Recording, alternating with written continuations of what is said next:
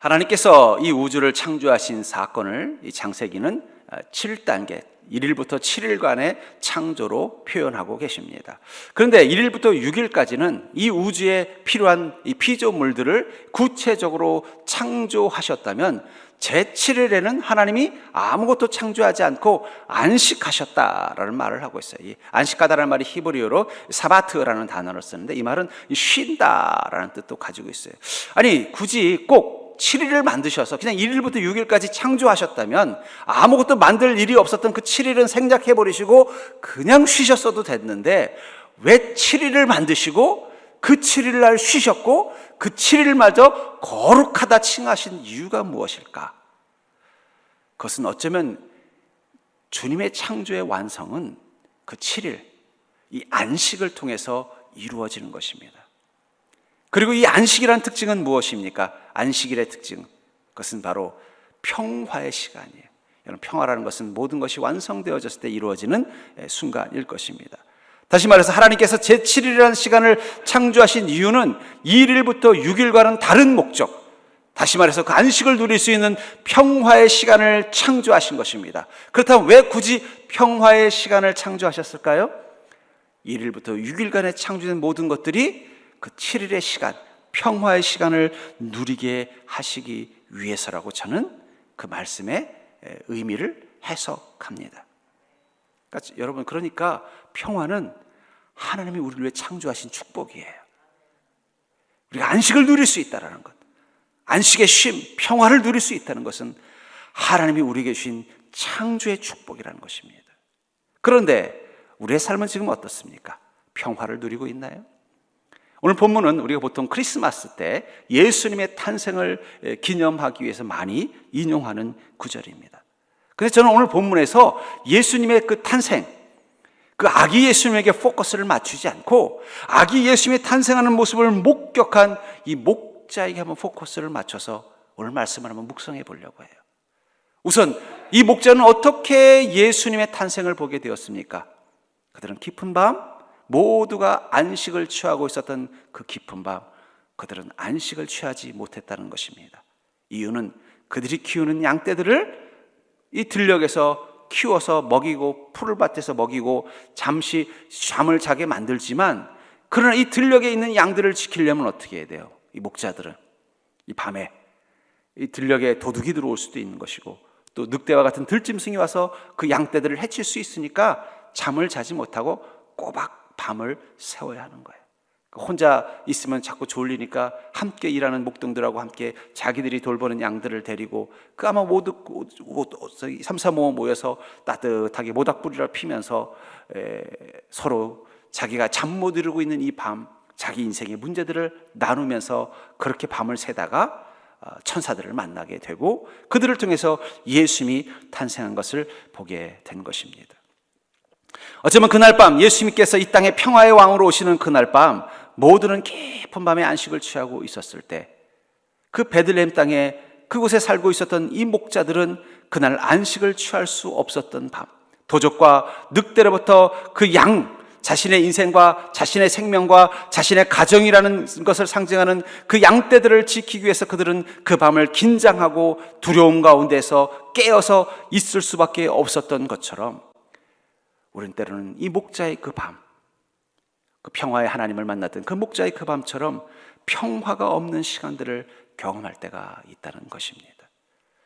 저는 인생의 행복하고 불행한 조건들을 볼 때 아마 이 두 가지가 가장 큰 조건일 것 같아요. 하나는 정의, 공정하고 공평한 세상을 살 때 우리는 행복할 수 있겠죠. 또 하나는 평화가 있는 세상입니다. 그런데 제가 보기에는 이 정의보다는 이 평화야말로 인간의 행불행을 결정하는데 가장 큰 영향을 주는 것 같아요. 그런 의미에서 이 평화야말로 우리가 행복을 누리는 가장 중요한 조건이라고 보았을 때 이 예수님이 탄생하는 그 시간에 이 목자들은 별로 행복하지 않은 시간을 보내고 있었을 것입니다. 그런 이 목자와 같은 인생을 향하여 주님께서 오셔서 이 땅에 평화가 되어주겠다고 말씀하신 것이 바로 오늘 본문의 특징이라면, 하나님께서 이 땅에 평화로 오셨다는 건 구체적으로 우리에게 어떤 의미를 가질까요? 저는 그것을 통해서 점점 갈등과 분열이 가득한 이 세상 가운데서 우리에게 하나님께서 이 평화라는 창조물을 허락하신 이유가 무엇인지를 깨닫고 그것을 제7일 그 하나님이 안식을 누릴 때처럼 그 평화를 누리고 사는 인생이 될 수 있기를 주의 이름으로 간절히 축복합니다. 먼저 예수님께서는 이 땅에 평화를 만들기 위해서 오셨다라고 오늘 본문은 말하고 있다는 것입니다. 11절에 보면은 오늘 다윗의 동네에 너희를 위하여 구주가 나셨으니 곧 그리스도 주시니라. 이 다윗의 동네에 누구를 위해서 그리스도가 나셨다고요? 너희를 위하여. 예수님은 다윗의 동네에 태어나셨습니다. 왜 다윗의 동네라고 표현했을까요? 물론 그것은 예수님께서 다윗의 계보를 잇는 분이라는 것을 의미하기 위해서, 이 성경에 있는 이 다윗의 자손이라는 그것을 이루기 위해서 다윗의 동네라는 단어를 쓴 것도 있지만, 이 다윗의 인생을 살아보면 그 다윗의 동네가 어떤 것을 의미하는지 알 수 있을 것 같아요. 여러분, 다윗은 어떤 인생을 살았습니까? 만약에 저에게 하나님이 내가 너에게 다윗과 같이 왕이 되게 해줄 테니까 다윗처럼 한번 살아볼래? 그러면 저는 싫다고 할 것 같아요. 내가 너를 다윗처럼 정말 힘이 강하고 권력이 있고 그런 왕으로 삼아줄 테니까 너 다윗처럼 한번 살아볼래? 그러면 저는 싫다고 말하겠습니다. 왠지 아세요? 다윗은 어떤 인생을 살았어요? 어릴 적에는 아버지로부터 인정받지 못하는 아들, 형들로부터 무시당하는 동생이었어요. 어찌어찌해서 이 골리앗이라는 적군의 이 장수와 싸워서 이기고 나서 갑자기 그는 유명인사가 됐을 뿐만 아니라 이제는 군인이 되어서 이제 승승장구했어요. 거기다 더해서 그 나라 왕의 사위가 되는 그런 또 명예까지, 영광까지 누리게 됐어요. 거기까지 보면 그가 참 고생한 초년 고생을 다 해결받는 듯 했는데 그 다음에 또 어떤 일이 일어났어요? 그의 장인어린 사위가 자기를 시샘해서 죽이려고 하는 거예요. 또 성경에 자세히 나와 있지 않지만 아마 그 아내하고도 그렇게 사이가 원만하지 않았던 것 같아요. 그러니까 가정생활도 불행했던 것 같아요. 결국 쫓기다가 결국 자기 적국인 블레셋 왕 밑에 가서 망명을 하죠. 그리고는 하루하루 혹시라도 자기에게 마음이 바뀌어서 자기를 죽일까 봐 늘 겁을 먹고 두려워하는 마음으로 그 속에 피난 생활하다가 또 엎친 데 덮친 격으로 자기가 지키고 있는 조그만 마을에 이 아말렉 이 도적들이 와가지고는 자기 가족들을 다, 또 자기를 따르는 부하들의 가족들과 재물들을 다 빼앗아가 버려서 또 거기서 부하들에 의해서 죽임을 당할 만한 그런 위기도 겪습니다. 또 그런 우여곡절을 끝나고 나서 이제 사울 왕이 죽고 나서 이스라엘의 왕이 됐어요. 이제 고생 끝난 줄 알았더니 또 무슨 일이 터졌습니까? 그 자식들이 또 속을 썩이는 거예요. 여러분들은 다윗과 같은 그 영광과 권력을 줄 테니 다윗처럼 살려고 하시면 사시겠습니까? 안 사시겠습니까? 저는 그렇게 살고 싶지 않아요. 좀 평화롭게 살고 싶어요. 다윗의 동네. 다윗은 많은 것을 가진 자 같지만 다윗의 동네에 없는 게 있었던 거예요. 평화가 없었어요. 왜 다윗이 그렇게 하나님을 온전히 믿으려고 몸부림쳤을까? 그것은 그의 인생에 평화가 없었기 때문이에요. 오직 주님 앞에 서야만 잠시 평화를 누릴 수 있는 인생. 마음에 늘 근심과 상처와 아픔이 있는 인생, 하나님만 바라보지 않으면 살아갈 수 없는 인생이었기 때문에 하나님이 어쩌면 그를 더 귀하게 여기고 더 사랑해 주신 것일 것입니다. 그 다윗과 같은 동네에 주님이 오셨는데 그것을 누구를 위해라고 말하고 있어요? 너희를 위하여. 바로 다윗과 같이 평화가 없는 인생이라는 동네에 살고 있는 우리를 위하여 주님은 이 땅 가운데 평화를 만들기 위해서 왔다는 것입니다. 저는 요즘 세대를 보면 걱정이 되는 이유가 뭐냐면 사람들이 평화의 가치를 잊어버리고 있다는 거예요. 전에도 한번 예화로 들었습니다만 저희 아내가 몇 년 전에 택시를 탔는데 택시 기사분이 막 그냥 세상에 대해서, 사람들에 대해서, 나라에 대해서 막 비판을 하면서 에이, 이럴 바에 차라리 전쟁이나 났으면 좋겠다 이런 말을 하더래요. 그래서 제가 그 말을 듣고서 가슴이 철렁했어요. 택시기사가 전쟁이나 났으면 좋겠다 하는 말을 했다면 그런 마음을 가진 사람이 대한민국에 얼마나 될까요? 그만큼 사람들이 평화가 얼마나 중요한지를 잊어버린 거예요.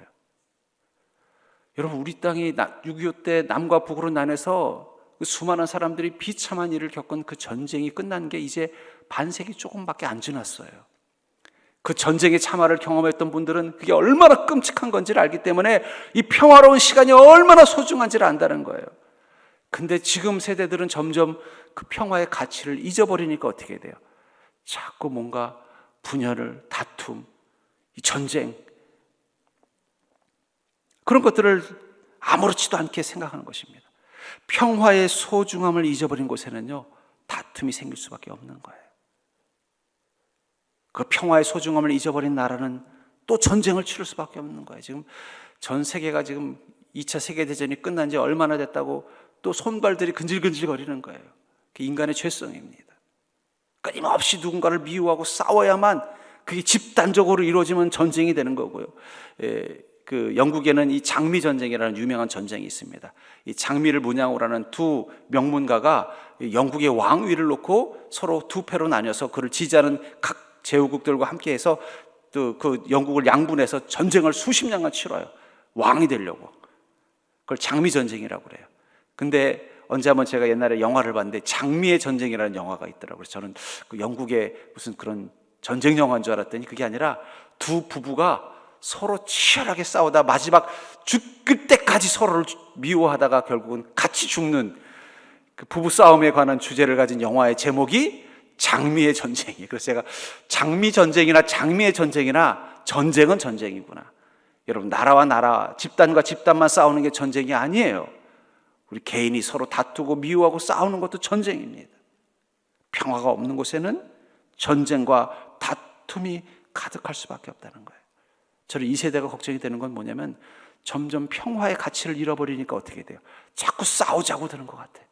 뭘 한번 하더라도 막 싸우려는 듯이 막 뭐 좀 접촉사고 났으면 그냥 아유 어떻게 평화롭게 원만하게 해결해야 되겠다 이런 생각보다는 와가지고 싸우려는 막 이런 모습들을 볼 때마다 이런 마음들이 모이면 뭐가 되는 것입니까? 그럼 전쟁이 되는 거예요.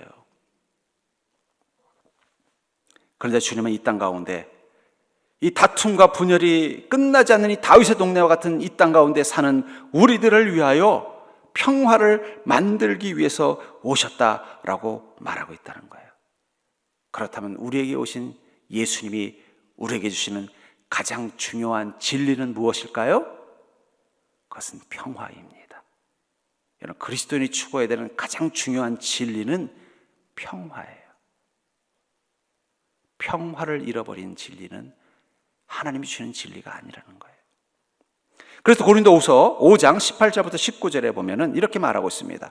모든 것이 하나님께로서 났으며 그가 그리스도로 말미암아 우리를 자기와 화목하게 하시고 또 우리에게 화목하게 하는 직분을 주셨으니 곧 하나님께서 그리스도 안에 계시사 세상을 자기와 화목하게 하시며 그들의 죄를 그들에게 돌리지 아니하시고 화목하게 하는 말씀을 우리에게 부탁하셨느니라. 예수님께서 이 땅 가운데 오신 것을 뭐라고 말하는 거예요? 하나님과 인간들을 화목하게 하시기 위해서 오셨다라고 말하고 있는 것입니다. 그것을 위해서 심지어는 뭐예요? 불의하고 악한 우리들의 죄를 우리에게 돌리지 않고 예수님이 대신 그 죄값을 지불하심을 통해서 우리가 화목하게 하도록 만들어주시고, 그리고 또 우리에게 무엇을 주셨다고 말하고 있어요? 우리에게 화목하게 하는 직분을 주셨으니. 하나님 우리에게 화목하게 하는 직분을 주셨다는 거예요. 여러분들의 직분이 무엇이라고요? 화목하게 하는 직분입니다. 그 직분을 가지고 주님은 어디로 가라고 말하고 있습니까? 그들의 죄를 그들에게 돌리지 아니하시고 화목하게 하는 말씀을 우리에게 부탁하셨느니라. 여러분들의 삶, 여러분들이 사는 다윗과 같은 동네, 여러분들의 가정과 여러분들의 일터와 여러분들이 사는 그 동네에서 하나님은 여러분들을 화목케 하는 직분을 줬다는 거예요. 우리 옆 사람 뭐 이렇게 인사해 볼까요? 당신은 싸우는 직분이 아니라 화목케 하는 직분을 받은 분이시군요. 예, 이번에 명절에 가족들하고 할 때 여러분들이 화목케 하는 직분을 가진 자인 것을 기억하시고 만나기를 주의 이름으로 축복합니다. 그 옛날에 완장이라는 거 있잖아요. 완장. 제가 옛날에 고바오 씨라는 만화 영화를 본 적이 있는데 고바오 씨가 우연히 길거리에서 완장을 하나 주웠어요. 거기 단속이라고 써 있는 거예요. 단속을 딱 차고 버스를 탔더니 버스 기사가 잘해주더라는 거예요. 교통단속 나온 줄 알고. 또 식당에 갔더니 또 식당 주인이 잘해주더라는 거예요. 혹시 또 무슨 상한 음식 파는 줄 알고 단속 나온 줄 알고. 여러분 오늘 이번에 명절 갈 때 여기다 화목이라고 완정 하나 쓰고 들어가십시오. 예, 여러분들이 가정의 화목을 지키기 위해서 단속 나온 사람이라는 마음 가지고 명절 때 가족들과 화목을 만드는 자가 되기를 주의 이름으로 축복합니다. 주님께서 뭐라고 말씀하시니 내가 이 땅 가운데 온 것은 너희들과 하나님을 화목하게 만들고 너희들도 화목하게 만드는 직분을 주기 위해서 만든 것이니 나의 말씀을 가지고 너희 그 다윗과 같은 동네, 다툼과 분열과 고통과 근심이 가득한 이 목자들이 살았던 그 동네에 가서 화목해 하라고 말씀하고 있다는 것입니다. 전 여러분들이 그 사명을 가지고 여러분들의 가정과 여러분들의 삶을 향해 나가는 자가 되기를 주의 이름으로 축복합니다. 두 번째로, 하나님께서 이 땅에 평화로 오셨다는 것은 바로 그리스도인이 경험하는 하나님의 기쁨은, 그 하늘의 기쁨은 평화라는 것입니다. 하나님께서 이 땅 가운데 평화로 오셨다는 말은 그리스도인이 예수 그리스도를 통해서 경험하게 되는 그 하늘의 기쁨은 바로 평화라는 것입니다. 14절을 보시면 지극히 높은 곳에서는 하나님께 영광이요 땅에서는 하나님이 기뻐하신 사람들 중에 평화로다. 예수님께서 이 땅 가운데 오신 것을 뭐라고 말하고 있어요? 이 다윗의 동네, 이 목자들의 삶, 목자들이 사는 그 동네에 오신 것을 뭐라고 말하고 있습니까?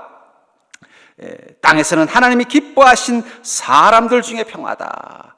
여기 하나님이 기뻐하신 사람이라는 말이 어떤 성경은 사랑받는 사람, 또 어떤 성경은 은총받은 사람이라는 뜻을 가지고 있다고 표현하고 있어요. 그러니까 이 말을 이렇게 말할 수 있죠. 하나님께 사랑받는 사람들 중에 평화로다.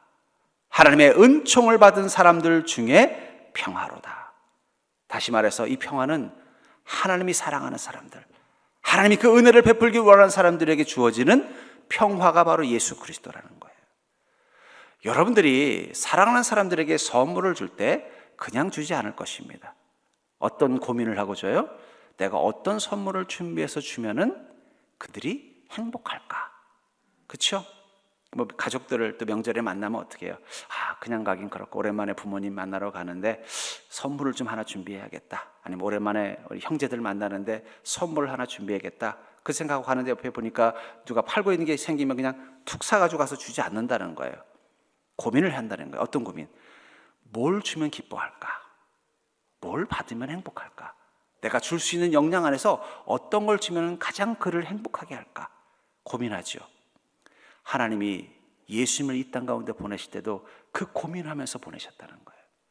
사랑하는 우리에게 가장 행복하게 해줄 수 있는 게 무엇일까? 예수 그리스도를 통해서 가장 행복하게 해줄 수 있는 게 무엇일까? 하나님이 내린 결론은 무엇입니까? 그래, 그것은 바로 평화야. 하나님 우리 인생을 행복하게 하기 위해서 우리에게 주는 가장 중요한 선물로 결정하신 게 바로 평화라는 거예요. 그래서 이사야서 53장 5절에 보면은 예수님께서 이 땅 가운데 오신 이 사건을 이렇게 설명하고 있죠. 그가 찔림은 우리의 허물 때문이요 그가 상함은 우리의 죄악 때문이라. 그가 징계를 받음으로 우리는 평화를 누리고 그가 채찍에 맞음으로 우리는 나음을 받았도다. 예수님께서 십자가의 고통을 받음으로 우리는 어떻게 됐다고 말하고 있습니까? 평화를 누렸다는 거예요.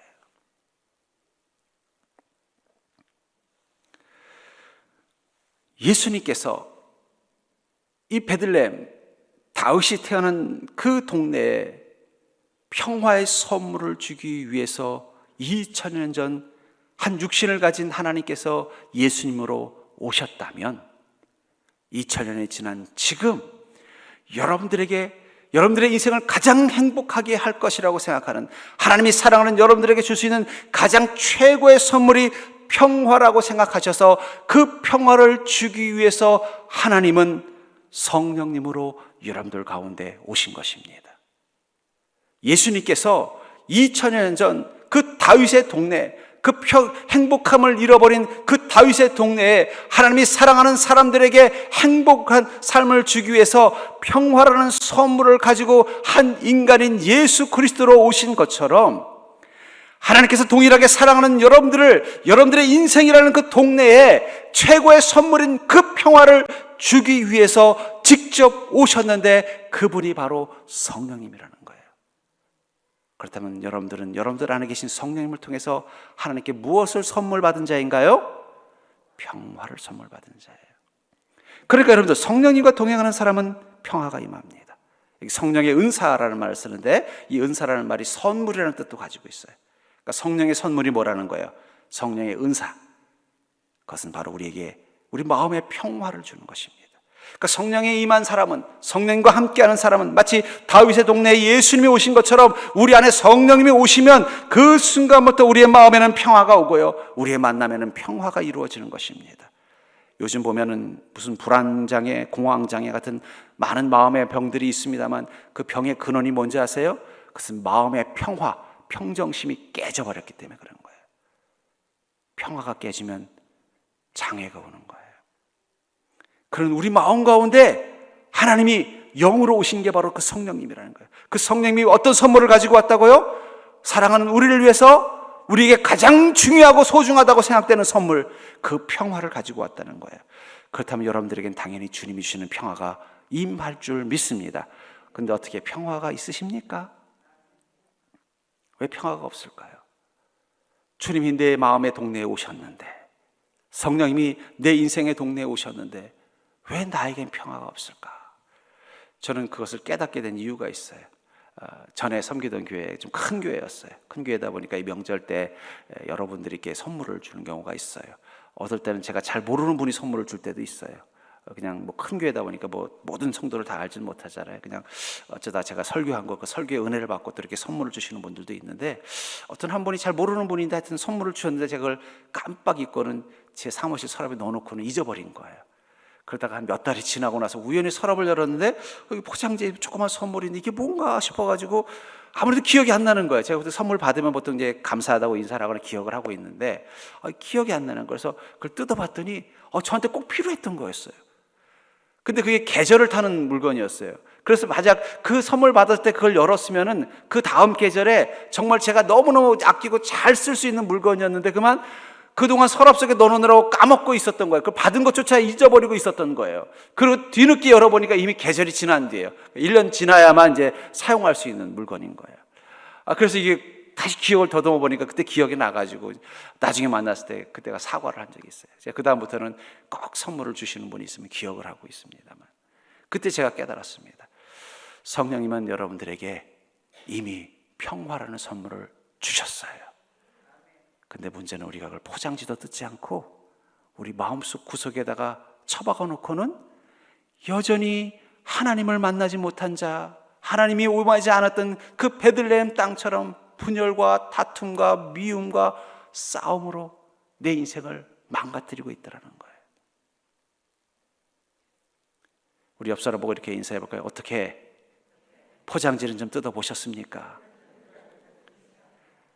성령님께서 이미 여러분들의 마음이라는 동네에 들어오실 때 하나님께서 여러분들을 너무너무 사랑하셔서 여러분들의 인생을 행복하게 만들 수 있는 제일 좋은 선물이 무엇인가를 고민하다가 그래 그것은 평화야 라고 생각하셔서 성령님을 통해서 평화라는 선물을 주셨는데, 문제는 우리가 그것을 포장지도 뜯지 않고 구석에 넣어놓고는 여전히 인생의 가운데 행복하지 못하다고 원망하면서, 나는 왜 예수 믿는데도 행복하지 않냐고 원망하면서 살고 있다는 거예요. 이제 전 여러분들이 이미 하나님이 주신 그 선물의 포장지를 뜯어보기를 주의 이름으로 축복합니다. 그 안에 평화가 들어있다는 거예요. 우리가 성령의 충만함을 살고 성령의 인도하심을 따라 살아갈 때 우리에게 나타나는 그 선물의 그 첫 번째 변화가 뭐냐면 평화가 오는 거예요. 그래서 우리 찬양에도 뭐예요? 평화로다. 세상이 요동쳐도 우리 마음에 평화가 있는 거예요. 세상에 문제가 터져도 내 마음에 평화가 있는 거예요. 심지어는 나를 조롱하고 핍박하고 무시하는 사람들의 그 모욕과 멸시를 당해도 내 마음에 평화가 있는 거예요. 하나님 우리에게 주신 선물입니다. 이 힘든 세상, 다윗과 동네와 같이 문제가 많은 이 세상 가운데서 행복해질 수 있도록 하나님이 주신 그 선물을 보따리, 이제 그것을 뜯어서 그 기쁨을 누리고 사는 인생이 되기를 주의 이름으로 축복합니다. 어쩌면 세상의 문제는 뭐냐면 하나님이 주신 그 선물을 세상이 열어보지도 않았다는 거예요. 이번 한 주 여러분들의 마음 가운데 하나님이 이미 주신 평화의 선물을 열어서 여러분들의 마음의 평안을 가지고 가족들을 만나러 가는 걸음이 되기를 주의 이름으로 축복합니다. 혼자만 쓰지 마시고 나눠 쓰십시오. 하나님은 넉넉하게 준비하셨습니다. 그래서 여러분들이 이번 명절 동안 가족들과 함께하는 그 시간이 평화의 시간이 되기를 주의 이름으로 축복합니다. 세 번째로, 하나님께서 이 땅에 평화로 오셨다는 것은 그렇기 때문에 예수님이 내가 쓰는 세상의 평화의 표적이 되신다는 거예요. 예수님이 바로 내가 사는 세상의 평화의 표적이 되어 주신다는 것입니다. 12절을 보시면 너희가 가서 강보에 쌓여 구유에 누워있는 아기를 보리니 이것이 너에게 표적이니라. 이 예수님을 우리의 표적, 어떤 표적이라는 거예요? 평화, 하나님이 주시는 그 평화의 선물의 표적이라고 말씀하고 있다는 것입니다. 근데 여기 보면 아기를 보리니, 물론 이 아기라는 이미지를 쓰신 이유는 예수님께서 이 땅 가운데 철저히 한 인간으로 탄생하셨음을 보여주고 증명하기 위해서가 일차적인 목적입니다. 그러나 또 이것을 넘어서 이 아기가 주는 이미지가 있어요. 이 아기가 주는 이미지는 뭡니까? 비록 나랑 모르는 사람이라도 그 사람이 가지고 있는 그 아기 사진을 보면 어때요? 누구나 다 기분이 좋아져요. 그렇죠? 아기 사진을 보면 다 기분이 좋아지고 행복해지는 거예요. 저희 아버님이 묵뚝뚝하셨는데 그 아버님이 저희 아이가 태어났을 때는 그렇게 자주 전화를 하시더라고요. 저랑 통화하고 싶어서 그랬을까요? 우리 아이 목소리 듣고 싶어서 그랬을까요? 우리 아이 목소리 듣고 싶어가지고 전화하는 거예요. 또 맨날 그러는 거예요. 이번 주에는 한번 안 오냐? 전에는 뭐 오든지 말든지 관심도 없던 아버지가 우리 아이가 태어나고 나서부터는 우리 이번 주에 한번 안 오니? 그러면 어떻게 돼요? 가는 거예요. 가면은 저는 관심이 없어요. 아기에게만 관심을 갖더라고요. 아기라는 이미지는 누구에게나 모든 사람들에게 기분을 좋게 하고 행복하게 만들어주죠. 그리고 아기가 있으면 뭔가 소망이 생기는 거예요. 왜 예수님께서는 물론 이 땅에 한 인간으로 태어났음을 강조하시기 위해서 이 목자들에게 아기의 모습으로 보여주셨지만 그것을 더 뛰어넘어서 우리 인생 가운데 오시는 예수님은 바로 그 아기와 같은 분이라는 거예요. 그 가정에 아기가 있으면 웃음이 생기고 또 기쁨이 생기고 소망이 생기는 것처럼 우리 인생 가운데 예수님이 함께 계시면 그것이 우리 인생의 기쁨이 되고 소망이 되고 평화가 되는 표적이 된다는 것입니다. 그렇기 때문에 예수님이 오신 가정에는요, 평화와 그 기쁨이 있습니다. 그래서 우리 많이 부르는 이 추석 때 많이 부르는 찬양이 이 사철의 봄바람 불어있고 라는 찬양이잖아요. 후렴구가 뭐예요? 고마워라 임마누엘, 예수만 섬기는 우리지. 예수만 섬겨도 행복할 수 있다는 거예요. 여러분, 예수님만 잘 믿어도 우리는 아기 예수님이 우리 가정에 임한 것처럼 행복해집니다. 예수님만 잘 믿는 가정을 만들면 그 가정은 평화가 있고 소망이 있어요. 그냥 예수 믿는 게 아니라 잘 믿어야 돼요. 좀 저희 집 흉을 본다면 저희 어머님이 크지 않은 교회에 이 교구장을 하셨어요.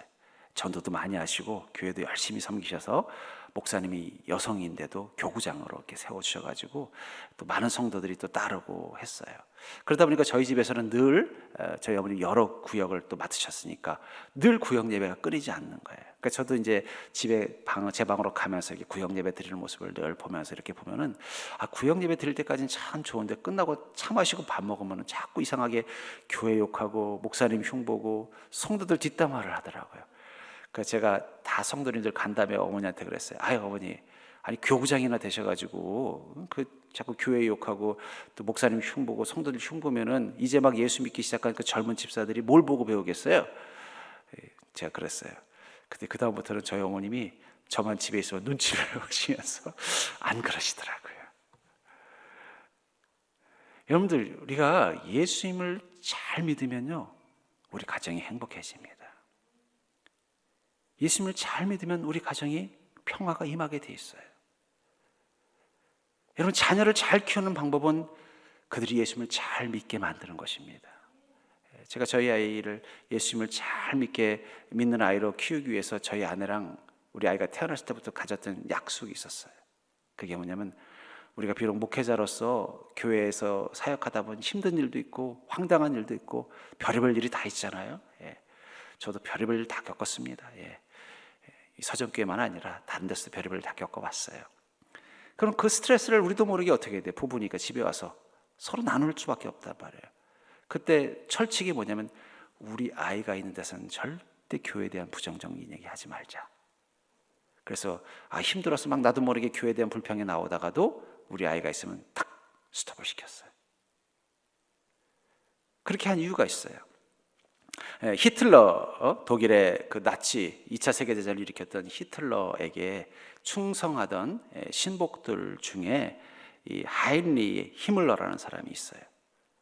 이 사람은 SS 친위대를 만들었을 뿐만 아니라 유대인 학살을 가장 주도적으로 했던 사람이에요.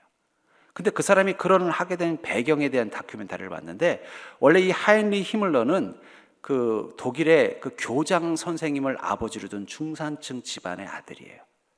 그러니까 뭐 거기도 교육자고 교장 선생까지 했으면 그래도 어느 정도 이렇게 좀 수준이 있고 또 지성도 있고 또 집안도 또 중상층 집안이고 또 독일은 또 기독교 국가였어요. 그러니까 거기서 어렵지 않게 잘 자라는 거예요. 또 머리도 나쁘지 않았던 것 같습니다. 근데 이 히물러가 어릴 때부터 이 식탁에서 아버지가 거기 다 독일은 이제 그 당시 기독교 국가니까 다 이제 기독교인들이죠. 식탁에만 앉으면 하는 얘기가 뭐냐면은 교회 흉을 보고 목사님 욕을 하고 그러더라는 거예요. 그러니까 어릴 때부터 뭐예요? 식탁에만 앉으면 아버지가 교장 선생님이신 아버지가 교육자이기도 한 아버지가 맨날 식탁에서 보면은 막 교회에 대한 욕을 하고 또 목회자들에 대한 흉을 보고 그러니까 밥만 먹으면 그 얘기를 듣는 거예요. 그러다 보니까 히물러 머릿속에 뭐냐면 기독교가 좋은 종교가 아니구나. 그리고 보니까는 이 독일은 이 게르만족인데 이 독일에 지금 지배하고 있는 이 영향력을 보니까 두 그룹이 있는 거예요. 하나는 그 소위 말하는 이 기독교적인 세력, 그리고 또 하나는 이 경제적인 벽에서 유대인들이 힘을 가지고 있는 거예요. 왜 이 게르만족 종교가 아닌 이 기독교를 우리가 숭배해야 되지? 그래서 이 아이만은 저희 말하는 이 북유럽의 신화를 찾아냅니다. 그리고 그걸 가지고 종교를 만들려고 그래요. 그 북유럽의 신화를 가지고 소위 말하는 기독교 신앙을 쫓아내기 위해서 게르만족들만의 원래 가지고 있던 신앙을 갖기 위해서 자꾸 그런 걸 하는 거예요. 그러다 보니까 마지막에 뭐가 나냐면 유대인들을 멸절시켜야 우리 게르만 민족이 가장 신에게 선택받은 우월한 민족이라는 그런 결론에 도달했기 때문에 유대인 대역사를 했다 하는 그런 다큐멘터리를 보면서 결국은 그냥 이 비극이 일어난 게 아니라 그 비극의 출발점에 뭐가 있었다는 거예요. 그의 아버지는 교장 선생님이었고 그리스도인이었지만 잘 믿는 그리스도인이 아니었던 거예요. 거기서 어릴 때부터 자랐던 그 히물러는 그 속에서 기독교와 이 하나님을 믿는 신앙에 대해서 부정적인 생각을 가지고 있었고, 왜 그런 신을 우리 민족이 믿어야 돼? 하는 생각에 돌입하게 되고, 그렇다면 우리가 원래 믿었던 신이 뭔가 보니까는 북유럽에 여러 신들이 있습니다. 그럼 우리가 이런 신을 섬기지 뭐하러 이런 신을 섬겨? 하면서 점점 그런 신들을 숭배하는 집단을 만들어갔던 거예요. 그래서 SS 친위대는 정치 집단, 군사 집단이면서 종교 집단이었다라는 그런 다큐멘터리를 보면서 그 출발점이 안타깝게도 그 잘 믿지 못했던 그 가정에서도 시작됐다는 게 너무 속상하더라고요. 만약에 교장 선생님이면서 그 기독교인이었던 그 아버지가 잘 믿는 신앙으로 그 자녀들을 키웠다면 아마 그런 불행한 일은 일어나지 않았을 것이다 하는 생각이 들더라고요. 그래서 저는 저희 아이를 어릴 때부터 잘 믿는 그리스도인을 만드는 게 우리 부부의 목적이었습니다. 여러분들 자녀들을 키워보신 분은 알겠지만 자녀들은요 10대만 지나면 이제 부모의 힘이 안 닿습니다. 통제가 안 돼요. 그래도 잘 믿는 자녀들은요 하나님 말만 하면은 들어요. 제가 너 아버지 말인데 들어야지 그러면은요 아유 아버지는 뭐 맨날 아버지 말만 들으라 그래 그러면서 튕기는데 야, 그 하나님이 그렇게 하면 좋아하시겠냐 그러면 본인이 고민하는 것 같더라고요. 그리고 슬그머니 자기가 판단해서 하나님 보시기에 선한 일을 하려고 하는 걸 봅니다. 결국은 여러분들 우리 가정을 복되게 만드는 것은 우리가 먼저 하나님을 잘 믿는 믿음으로 우리 가정 가운데 있는 거예요. 사도행전 16장 31절부터 34절에 보면은 이 간수의 집안에 구원받는 사건을 이렇게 말하죠. 이르되 주 예수를 믿으라 그리하면 너와 내 집이 구원을 받으리라. 주의 말씀을 그 사람과 그 집에 있는 모든 사람에게 전하더라. 그 밤 그 시각에 간수가 그들을 데려다가 그 맞은 자리를 씻어주고 자기와 그 온 가족이 다 침례를 받은 후 그들을 데리고 자기 집에 올라가서 음식을 차려주고 그와 온 집안이 하나님을 믿음으로 크게 기뻐하니라. 지금 이 한 사람이 예수님을 만나게 됐어요. 바울 목사님을 통해서. 근데 그 순간 뭐라고 말하냐면 너와 내 집이 구원을 받는다라고 말하고 있는 것입니다. 여러분, 구원은 철저히 개인적인 것이고 실존적인 것입니다. 내가 예수 믿고 구원받았다고 우리 가족들이 다 천국 가는 건 아니에요. 그런데 어떻게 너와 내 집이 구원을 받으리라고 말하고 있을까요? 그것은 내가 구원을 받는 그 순간 그 구원은 나에게만 머물지 않고 적어도 우리 가족들에게 큰 영향을 주게 돼 있다는 거예요. 여러분들이 만약에 어디 바깥에 가서 맛있는 음식을 먹으면 제일 먼저 누구 생각나요? 가족 생각나잖아요. 그래서 어떻게 이거 싸가지고 가서 우리 가족들 줄까? 아니면 다음에 와서 이 식당에 가서 같이 먹을까? 지금 이 간수도 뭐예요? 예수님의 그 은혜를 경험하고 나니까 그 기쁨, 아마도 이 간수도 아마 그 마음에 평안이 없었던 이 다윗의 동네에 살았던 이 목자와 같은 삶을 살았던 것 같아요. 인생의 문제로 근심하고 걱정할 수밖에 없는 그런 삶을 살았던 그가 이 바울 목사님을 통해서 그 예수님, 평화의 표적이 되신 예수님을 만나고 나자 그 마음에 평안이 있고 기쁨이 있으니까 어떻게 된 거예요? 이 기쁨을, 이 선물을 혼자 가지고 있기 아까우니까 가족들을 데려다가 다 그들에게 복음을 전하게 하고 그 복음을 다 들은 가족들도 그 마음에 평화가 오니까 어떻게 됩니까? 34절에 그들을 데리고 자기 집에 올라가서 음식을 차려주고 그와 온 집안이 하나님을 믿음으로 크게 기뻐하니라. 그 가족들이 다 기쁨 가운데 있었다는 거예요. 예수님을 잘 믿으면 평화가 옵니다. 예수님을 잘 믿으면 그 가정이 구원받은 가정에 기쁨이 임할 수 있다는 거예요. 그러려면 어떻게 될까요? 내가 먼저 예수 그리스도의 표적을 마음속에 가지고 있는 신앙을 가져야 된다는 거예요. 왜 내가 예수님을 잘 믿어야 되는가? 예수님 잘 믿는다는 게 뭘까요? 예수님이 평화의 표적이라면 예수 믿고 평화가 와야 잘 믿는 것입니다. 예수 믿었는데도 여전히 평화가 없다면 잘 믿지 않던지 아니면 정말 믿은 게 아닐 수도 있다는 거예요. 예수를 믿었는데도 여전히 내 안에 평화가 없고 미움과 원망과 슬픔과 두려움과 분노만 가득하다면 그때가 예수를 믿지 않는 것이든지 아니면 아직도 그 선물보다를 뜯지 않은 그런 어리석은 자와 같은 모습으로 살고 있는 것 아니냐는 거예요. 내가 먼저 주님이 주시는 평화를 경험하면 그 기쁨은 우리 가정에 영향력을 주게 돼 있습니다. 그리고 그 가정이 그 영향을 받게 되면요, 그 가정이 행복한 공동체로 바뀌게 되는 것입니다. 그래서도 우리는 어떻게 되는 거예요? 더욱더 주님을 잘 믿는 그 평화의 왕 되신 예수님을 내 마음이라는 동네에 모시고 그분과 함께하는 인생을 살아야 되는 이유인 것입니다. 저는 이 평화의 왕으로 오신 예수님을 이 목자들, 사실 별 존재감도 없고 그렇게 눈에 띄는 이름조차 언급되지 않은 이 사람들에게 예수님의 탄생을 보여주신 이유가 무엇일까? 예수님이 그 탄생하던 그 모습을 본 사람들은 이 동방박사도 있었어요. 그들은 그래도 유명한 사람이고 화려한 사람이고, 그런데 그들은요 자기들이 별 보고 알아서 찾아왔어요. 그런데 이 목자들은요 하나님이 천사를 직접 보내서 데리고 오셨단 말이에요. 그러니까 하나님은 사실은 동방박사보다 이 목자들이 예수님의 탄생을 보기를 원하셨던 것 같아요. 왜 그렇게 하셨을까요?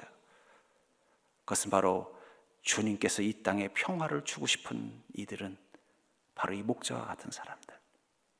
비록 세상에 그렇게 자랑할 것 없고 너무나 연약하기 때문에 세상에 인생의 문제를 해결할 능력도 없고, 이 깊은 밤 마음속에 남들은 다 잠자고 있을 때 자신은 잠 못 이룰 수밖에 없는 그 깊은 밤을 보내고 있는 이 목자와 같은 사람들을 하나님 먼저 찾아가셔서 그들에게 평화라는 선물을 주시기 위해서 그들을 부르신 것입니다.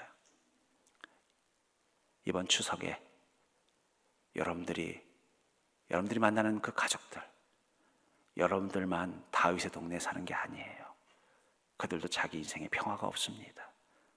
평화가 없는 사람들끼리 만나면 싸우게 돼 있는 거예요. 우리는 그들에게 아기 예수의 탄생을 증거하는 평화의 선물을 나눠줄 수 있는 이 천사와 같은 역할을 하는 자가 되기를 주의 이름으로 축복합니다. 이번 명절을 통해서 여러분들 안에 이미 계신 주님의 평화가 여러분들과 여러분들의 가정 가운데 선한 영향력이 되어서 여러분들의 가정이 행복한 가정이 될 수 있기를 주의 이름으로 간절히 축원합니다.